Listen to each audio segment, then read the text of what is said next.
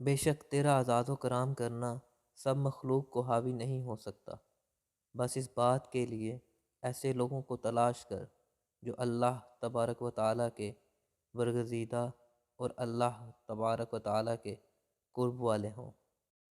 جو شخص ادب نہ ہونے کی وجہ سے مرتبہ میں پیچھے رہ جائے اور اپنی خاندانی بزرگی کی بدولت آگے نہیں ہو سکتا، جب اچھا کام دیکھو تو اس کی پیروی کرو اور جب برا دیکھو تو اس سے دور ہو جاؤ۔ کوئی مالدار اپنی مال کی کثرت سے موت سے نہیں چھوٹ سکتا، اور نہ کوئی فقیر اپنی تنگ دستی کے طفیل اس سے سلامت رہ سکتا ہے۔ بے شک تمہارا دین صرف زبانی لفظوں میں رہ گیا ہے۔ جیسا کوئی شخص اپنے کام سے تو بیکار رہے اور اپنے آقا کی خوشنودی حاصل کرنا چاہے، اللہ تعالیٰ اس انسان پر رحم کرے جس نے اس بات کا یقین کر لیا کہ اس کی جان موت کی طرف جا رہی ہے، پھر اس نیک عمل کرنے میں جلدی کی اور اپنی امیدوں کو چھوٹا کر دیا۔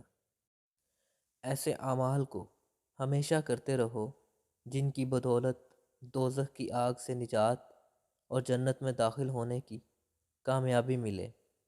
جو انسان برائی کرے اس کے ساتھ نیکی کرنا نہایت اعلیٰ درجے کا کام اور بزرگی ہے۔ عقل مند سائلوں کی حاجت براری کرتا ہے اور اپنے اچھے خصائل سے ان کو فیض پہنچاتا ہے۔ عقل مندی لوگوں سے نزدیکی کا ذریعہ اور بے وقوفی دوری کا وسیلہ ہے۔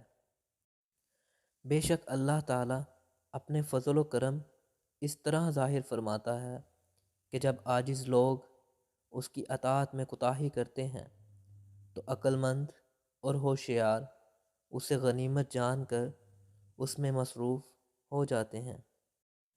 جو شخص عقل سے مدد لیتا ہے عقل اسے سیدھی راہ پر لگا دیتی ہے۔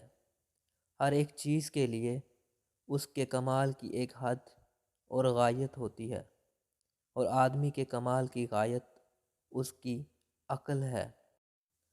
علماء کی اہانت سے بچا رہ کہ یہ نہایت عیب کی بات ہے جو لوگوں کو تجھ پر ظن کر دے گی اور وہ تیری نسبت برے برے خیال رکھیں گے۔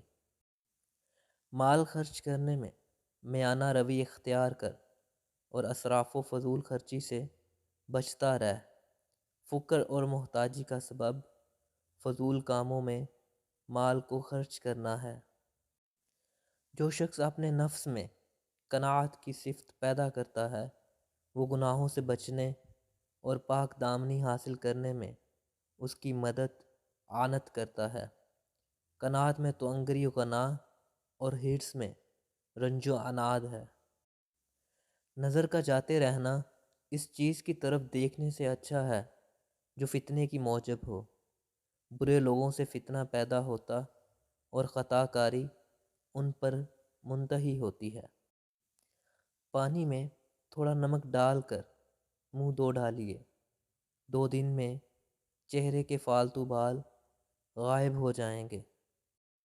بھوک کے سالن کا مزہ چکھو اور اپنے نفس کو قناعت اختیار کرنے سے ادب سکھلاؤ۔ عزت کو اس شخص نے پایا ہے جسے قناعت نصیب ہوئی ہے، اور کامیابی کو اس نے حاصل کیا ہے جسے اطاعت کی توفیق ملی ہے۔